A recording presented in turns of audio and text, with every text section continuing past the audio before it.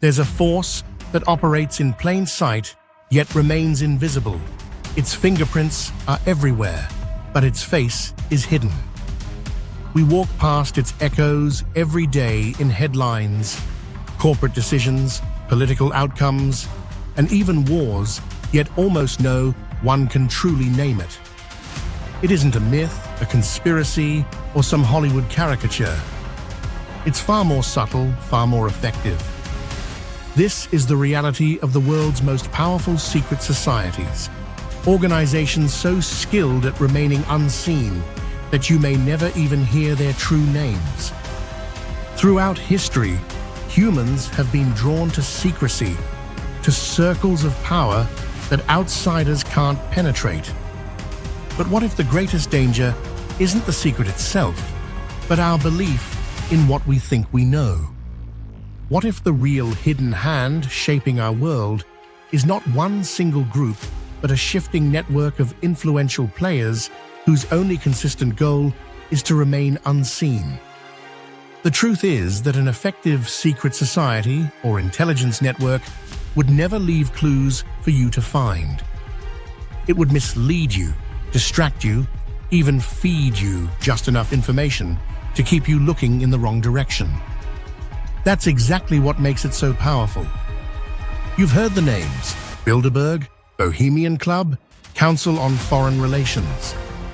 These groups do exist, but are they the real center of power, or just the visible tip of something much deeper?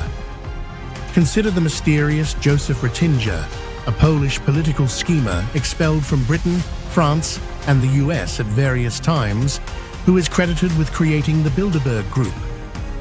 His name appears like a shadow at the edge of history, always there, never fully explained. Who was he really working for? Was he an architect of power, or merely a front for something larger? Even the book about him, The Grey Eminence, paints him as a man whose influence could never be fully traced. This is how real power moves. Quietly. Without fingerprints.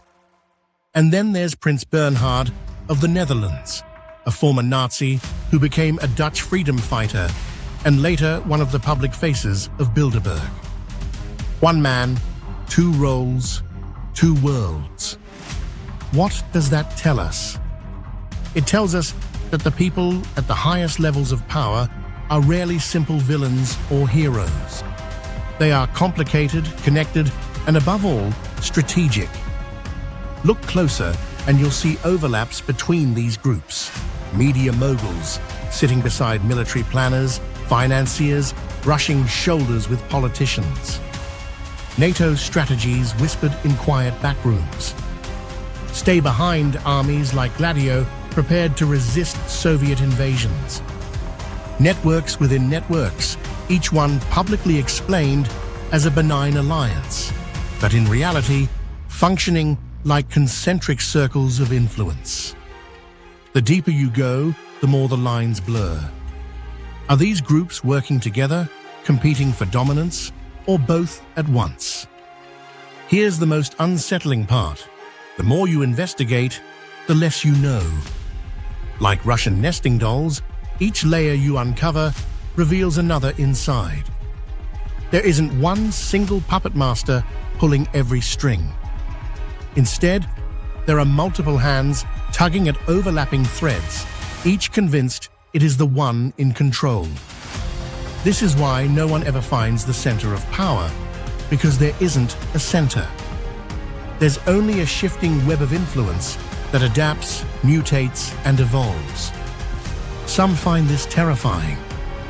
Others find it comforting, believing at least someone is making decisions. But think about it. Do you want chaos, or do you want a world rigidly controlled by unseen players? Neither option is particularly reassuring.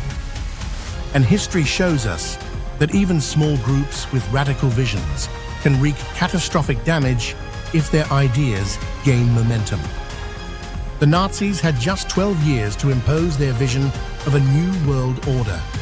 In that short time, they devastated Europe, inspired mass atrocities, and left scars that will never fully heal. Their entire worldview was built on a delusion, a belief that certain groups of people were not truly human. This belief, absurd on its face, became policy. Policy became action. Action became genocide. That's how dangerous belief can be, even without facts to support it. This is why the line between what we know and what we merely believe is so critical. Most of us are taught from birth to accept what we're told. You know your name. You know your birthday. You believe you know who your father is, but do you really? Without proof, without testing, without verification, most of what we know is actually belief.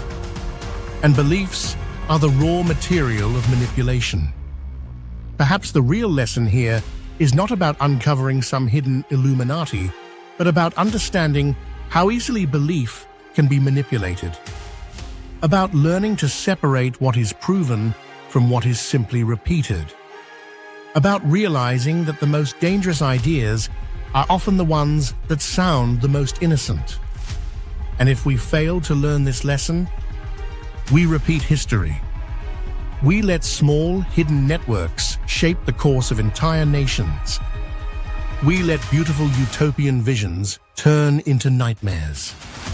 We trade our freedom for the illusion of control. So, next time you hear the name of a secret group, Bilderberg, Bohemian Club, Le Cercle, ask yourself, is this the real story, or is this the cover story? The most powerful secret society may not be the one you've heard of at all. It may be the one that never makes the news, never leaves a paper trail, and never even uses its real name. And if that's true, then the question isn't whether such a group exists. It's whether you'll ever even know it when you see it. Because the ultimate power is not just to act in secret. It's to shape reality so completely that no one even realizes the secret exists.